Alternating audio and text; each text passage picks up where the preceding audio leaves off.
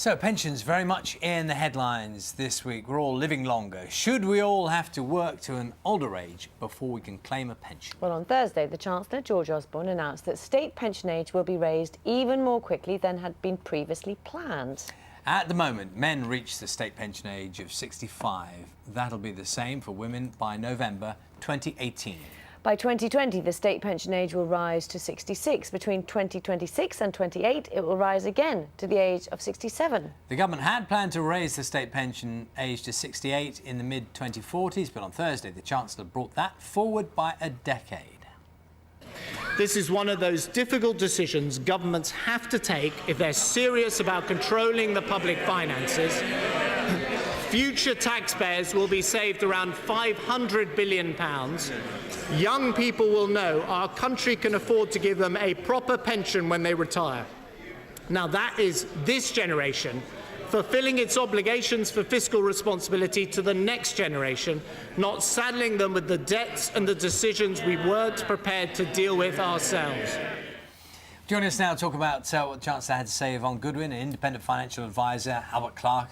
At 76 years old, working part-time still. Albert, morning. Very good morning, Yvonne. Morning. We'll come to your own situation, Albert, in a minute. Yvonne, as an advisor to people, we sort of knew that the pension age was inevitably going to slip back. Yes. But it's going to slip back quicker than we thought. It is, and it's good news in a way that we're now talking about it on national television, because we've all known that in the industry for a long time, because the pensions weren't sustainable. Age 65 was set in the 1940s, and what used to happen was people left school at 15, they'd work till they were 65, and they'd only be retired a couple of years before they died. Right, because then you only expected maybe to live to 70 years old, and that was it. Maybe. And now, you know, people are living till the late 80s, into the 90s, and people are in the hundreds. And so the state pensions are unsustainable because it's the taxpayers working today that are paying for people who are retired.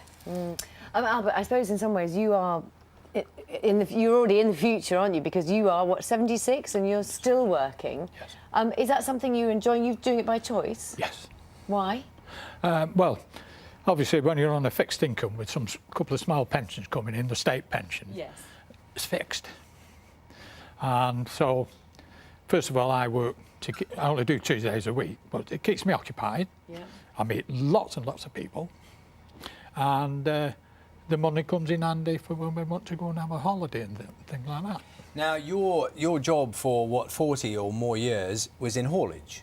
No, for the last 20 years I was in haulage. Prior to that, I worked in a big food factory in Trafford Park. Right. Now, you're clearly not doing that anymore. No. You're in a different line of work. Was it not? It was clearly not practical for you to carry on doing the same line of work. This is one of the things that's been raised. If someone's in a manual job, which is physically hard, they simply won't be able to carry on beyond 65, 68, 69 years old. Well, I was self-employed, and when I got 68, I'd had enough. So I retired. But I found that working since I was 15, and then coming to 68, and then just suddenly switching off, in my particular case, didn't suit me at all. But you're healthy and you're flexible, obviously, in what you were prepared to do. Yes, well, I think I mentioned previously to somebody that I originally went, well, my wife threw me out, go and get a job, trolley dolly or something like that at one of the supermarkets. As it happened, I went to B&Q and I got to start straight away.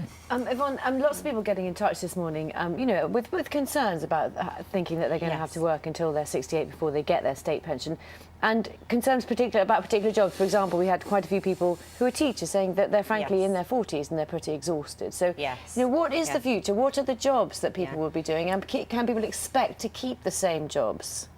Probably not. I think people are going to need to be flexible, and I totally understand where teachers are coming from. I did watch Educating Yorkshire, and you see how the teachers run round after all those pupils, and they are absolutely exhausted. But they can move into roles where they're teaching the younger teachers. So you get all the experience and the knowledge teaching the younger people, so they move into a slightly different role, but something that they're very capable of doing without just sort of disappearing off the scene in the late 60s and hanging the boots up and sitting by the fireside. Yvonne, Albert, thank you very much. Are you at work today, Albert? Not today. Not no. today. Day off today. Thank you very much. Thank you. You're welcome. Let's catch up with the weather. It's 10 to 10. Staff has it for you.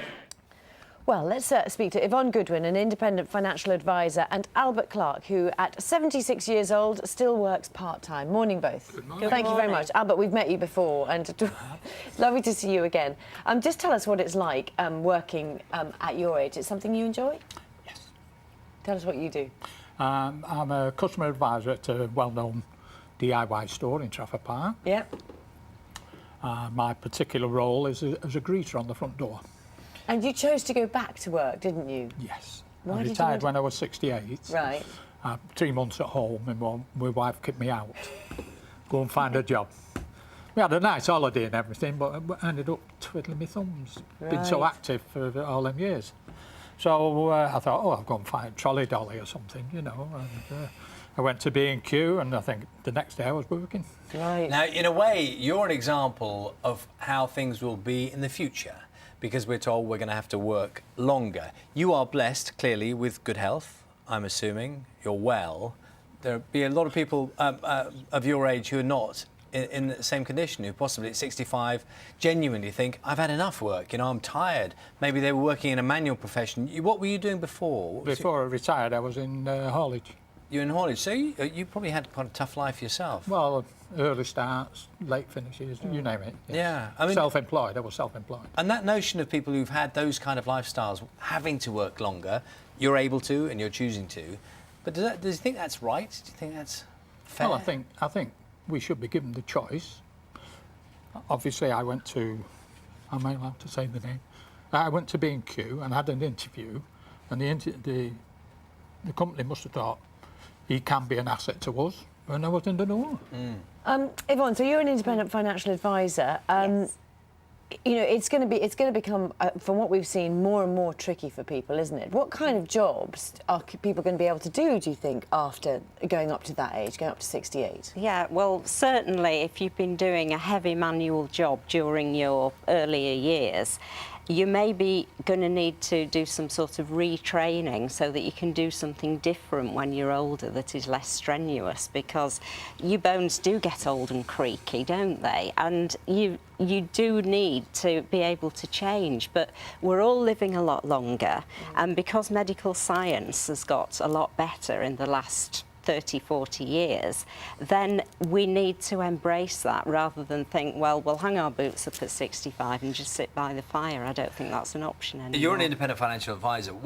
Do you see people shying away from planning about old age? I mean, there's irony here, isn't it? The government's saying it's going further away, it's going Yes. further back in your lives, but I'm told anecdotally that people are making less and less plans for their own retirement. Yes, people are saving less, and the government are actually forecasting that people are going to save less because the cost of living is high. But if you're going to want to retire at a certain age, you're going to have to start saving sooner.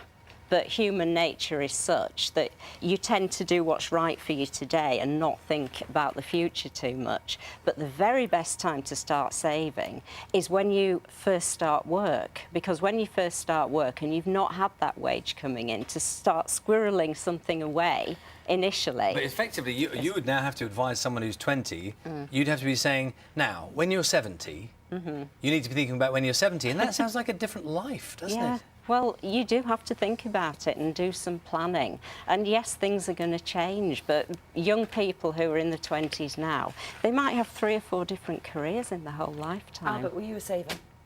Pardon? Were you a saver? Yes, I've got a couple of small pensions You have? coming in as well as my state pension. Okay. And of course, my earnings. Just going back to what the lady was saying about the savings, the education is different today. Really, there's no excuse for a younger person not to set some money on one side Okay. and forget about it. I think people find it tough sometimes, don't they? But thank you both. Thank you both very much. Lovely to see you again, Albert. We're going to have a look through some of the